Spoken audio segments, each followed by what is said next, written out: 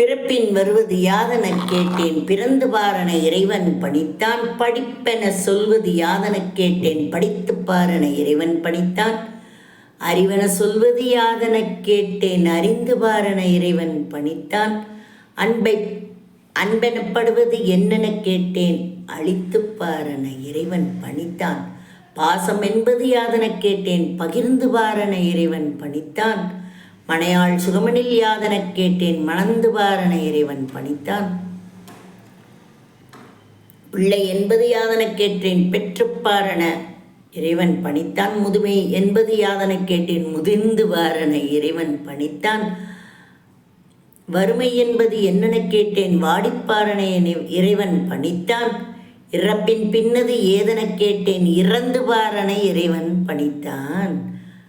அனுபவித்தேதான் அறிவது வாழ்க்கையினில், ஆண்டவனே நீயேன் எனக் கேட்டேன். ஆண்டவன் சற்றே அருகு நெருங்கி, அனுபவம் என்பதே நான் தான் என்றான்.